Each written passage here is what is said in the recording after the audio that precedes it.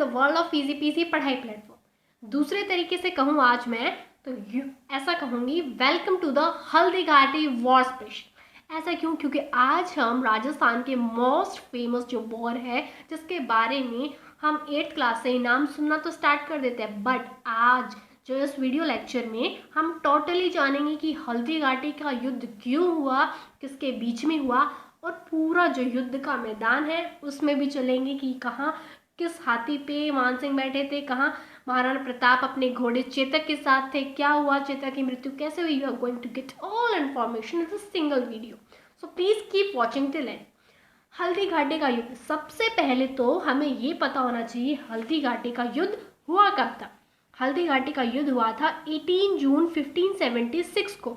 कुछ बुक्स में या कुछ इतिहासकार इसे 19 जून भी बताते हैं, लेकिन जो मोस्ट प्रायोरिटी दी गई है वो डेट है 18 जून। ठीक है, जो 18 जून को हमें हमेशा करेक्ट करना है। और ये 18 जून 1576 किसने कही है? According to James Tod. ठीक है, और इन्हीं को हम मान रहे हैं, जेम्स टोड को राजस्थान इतिहास का जनक या घोड़े वाले बाबा भी कहा जाता है। अब इस युद्ध के और भी नाम है, और इस युद्ध को और नाम किसने दिए, that also we are going to discuss. इस युद्ध को बादशाह का युद्ध भी कहा जाता है, बादशाह बाग का युद्ध जो कहा था श्रीवास्तव जी ने। ठीक है, और फिर खमनोर का युद्ध भी कहा जाता है, इसे खमनोर का युद्ध कहा था अबुल फजल ने, और गोकुंदा का युद्ध कहा था बदायूनी ने।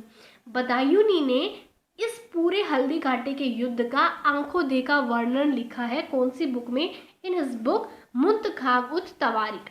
मुंतखाब-उत-तवारीख में हल्दीघाटी का आंखों देखा वर्णन है। आंखों देखा क्यों? क्योंकि बदायूनी भी खुद इस हल्दीघाटी के युद्ध में इन्वॉल्व थे, उन्होंने भी युद्ध लड़ा था। ठीक है, और साथ ही साथ इस युद्ध को बनास का युद्ध भी कहा जाता है। अब एक एक नाम पे डिस्कस करेंगे, खमनोर का युद्ध कहा गया, गोकुंदा का युद्ध क्यों कहा गया, और इसे बनास का युद्ध क्यों कहा जाता है, इसे हाथियों का युद्ध क्यों कहते हैं, और इसे रक्तलाई का युद्ध क्यों कहते हैं। Each and everything we are going to discuss in this video. सबसे पहले हल्दीघाटी है कहाँ? गोकुंदा की पहाड़ी जो कहाँ है? उदयपुर में। और खमनोर की पहाड़ी जो कहाँ है? राजसमंद में। इन दोनों के बीच में एक तंग घाटी, और उस तंग घाटी का नाम ही क्या है? हल्दीघाटी। ठीक है, इसीलिए इस युद्ध को हल्दीघाटी का युद्ध कहा। किसने कहा? जेम्स टोड ने। ठीक है, इसीलिए इसे गोकुंदा का भी युद्ध कहते हैं और खमनोर का भी युद्ध कहते हैं। गोकुंदा का युद्ध इसे किसने कहा था? बदायूनी ने। और खमनोर का युद्ध कहा था अबुल फजल ने।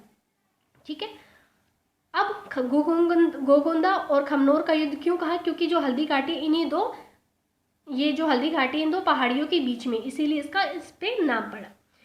अब इस जो तंग घाटी है, यहाँ पे जो युद्ध हुआ, जेम्स टोड ने इस युद्ध को राजस्थान या मेवाड़ की थर्मोपल्ली भी कहा।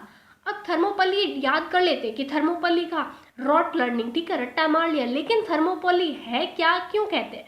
सुनो, थर्मोपल्ली एक जगह, कहाँ पे? ग्रीस में। ग्रीस में एक जगह है थर्मोपल्ली। अब थर्मोपल्ली में भी एक युद्ध हुआ था, और थर्मोपल्ली भी एक घाटी की तरह, जैसे हल्दीघाटी तंग घाटी, उसी प्रकार थर्मोपल्ली जो ग्रीस में है वो भी तंग घाटी की तरह। और थर्मोपल्ली में भी युद्ध हुआ था, किसके बीच? फारस और यूनान के बीच। ठीक है, जिस प्रकार यहाँ पे हुआ किसके बीच? महाराणा प्रताप और अकबर के बीच। उसी प्रकार दो देश, जो राज्य फारस और यूनान के बीच में युद्ध हुआ। अब इसे जेम्स टोड ने थर्मोपल्ली क्यों कहा वो हम डिस्कस कर रहे हैं। पहला कारण, थर्मोपल्ली और हल्दीघाटी तंग घाटी की तरह, मतलब एक जैसे, इसीलिए इसे क्या कहा गया? एक मतलब मेवाड़ की थर्मोपल्ली कहा गया। और दूसरा, जो अकबर और महाराणा प्रताप के बीच में युद्ध के कारण थे, वही कारण फारस और यूनान के थे। अगर मैं सही तरीके से कहूँ तो जो कारण फारस और यूनान के बीच में युद्ध के कारण थे, वही कारण अकबर और प्रताप के बीच में थे।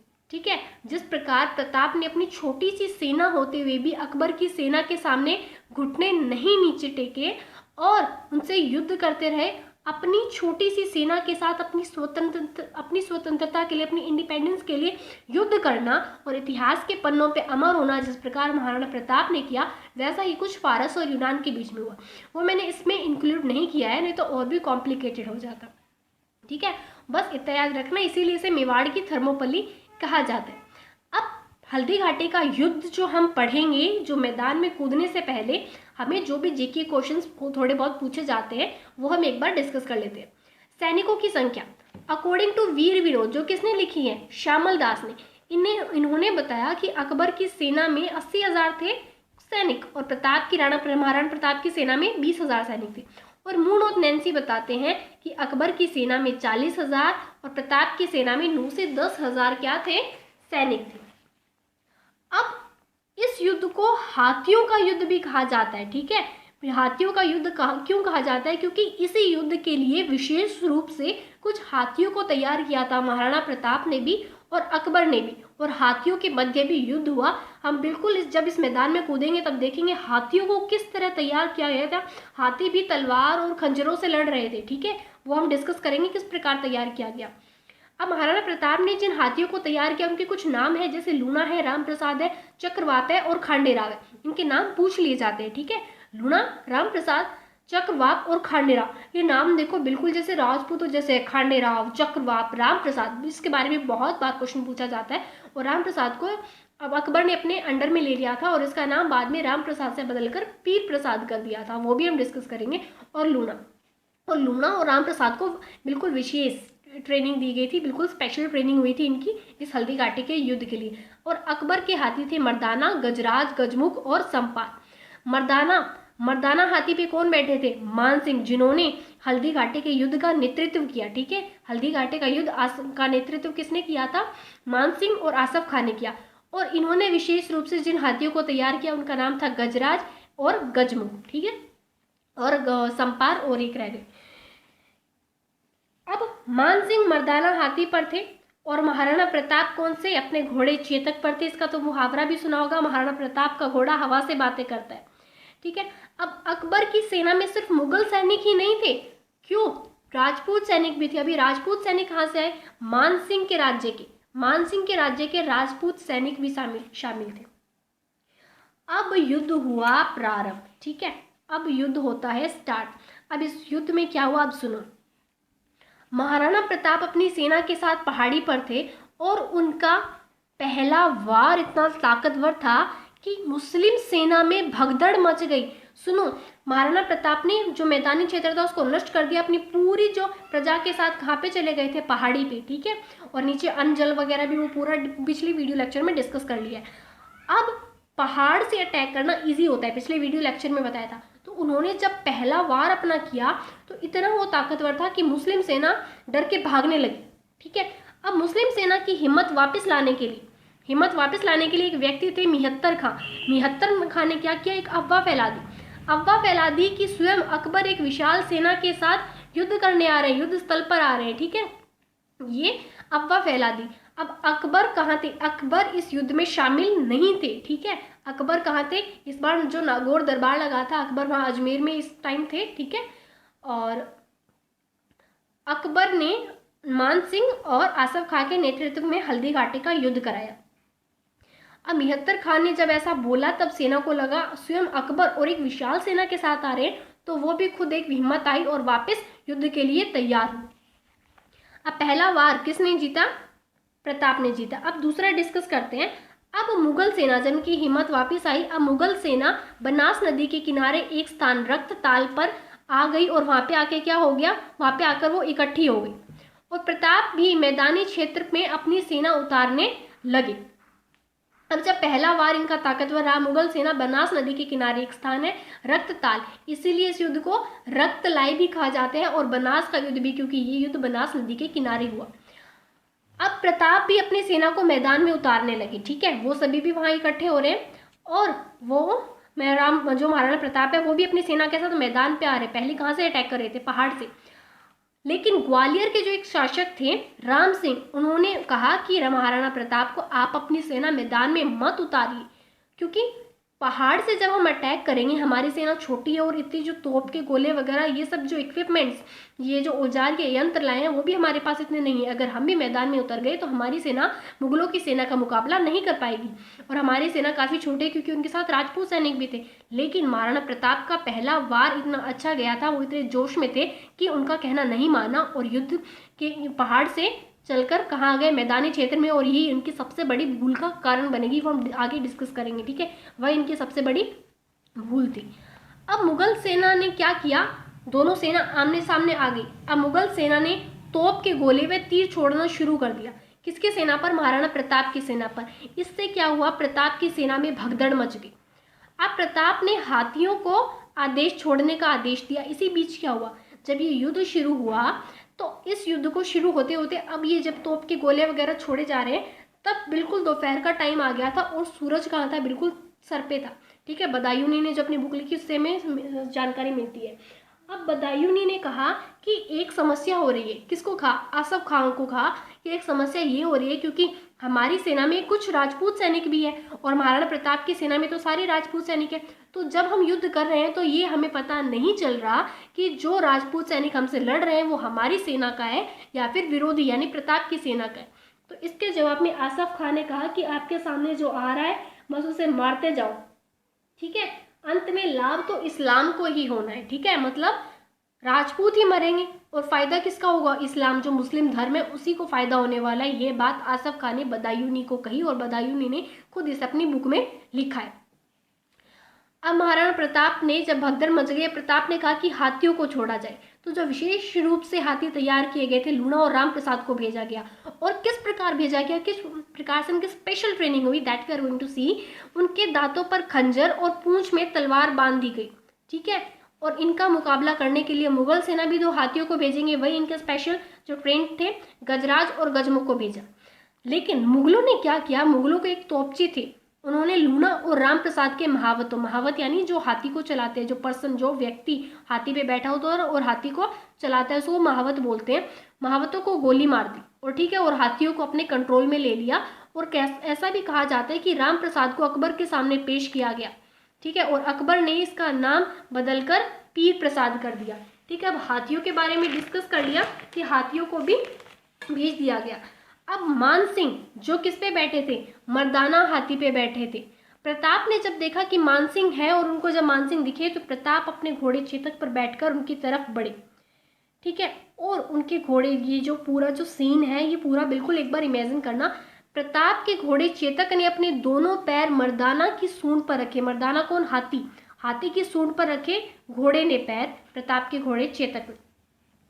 और प्रताप ने क्या किया? एक भाला मान सिंह की तरफ फेंका, लेकिन मान सिंह के महावत ने वह भाला अपने ऊपर ले लिया और इस प्रकार मान सिंह की जान बच गई और जो महावत है वो मारा गया। और इधर मर्दाना की सूंड में खंजर बांधे हुए थे जिससे चेतक के पैर क्या हो गए? घायल हो गए और बिल्कुल घायल अवस्था में आ गए थे। और काफी अटैक महाराणा प्रताप पे भी हुए और महाराणा प्रताप भी काफी घायल हो चुके थे। अब घायल होने की अवस्था में भी महाराणा प्रताप ने हार नहीं मानी और बहलोद खां, ठीक है, बहलोद खां पे इतनी बुरी तरह महाराणा प्रताप ने वार किया कि बहलोद खां जिस घोड़े पर बैठे थे उस घोड़े के और बहलोद खां के एक ही वार में 2 टुकड़े हो गए थे। इतनी बुरी तरह महाराणा प्रताप ने बहलोद खां पर अटैक किया। बहुत भयावह सीन था वो। अब प्रताप पूरी तरह घायल हो चुके थे। जब झालाबीदा ने ये देखा कि महाराणा प्रताप अब बिल्कुल घायल अवस्था में है और महाराणा प्रताप का जिंदा रहना हर हाल में ज़रूरी है। क्यों? क्योंकि आगे आने वाला कोई मेवाड़ का उत्तराधिकारी तो अभी था ही नहीं। ठीक है, तो अब अगर महाराणा प्रताप इस युद्ध में मारे गए तो मेवाड़ बहुत लंबे समय तक मुगलों के हाथ में चला जाएगा। और इतने घायल थे, ऐसा लग रहा था अगर महाराणा प्रताप कुछ देर और युद्ध भूमि में रहते तो पक्के वीर गति को प्राप्त हो जाते, मारे जाते।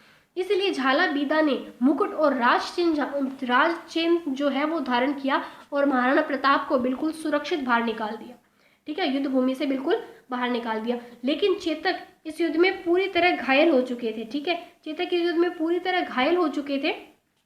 तो बलीचा जो कहाँ है? उदयपुर में एक स्थान है, वहाँ पे चेतक की मृत्यु हो गई और चेतक की समाधि जो है वो भी वहीं है। ठीक है, चेतक का समाधि स्थल बलीचा उदयपुर में। अब प्रताप कहाँ आ गए? कोल्यारी नामक स्थान पर आ गए। वहाँ अगर उन्होंने औषधियाँ तैयार करनी शुरू कर दी। औषधियाँ क्यों?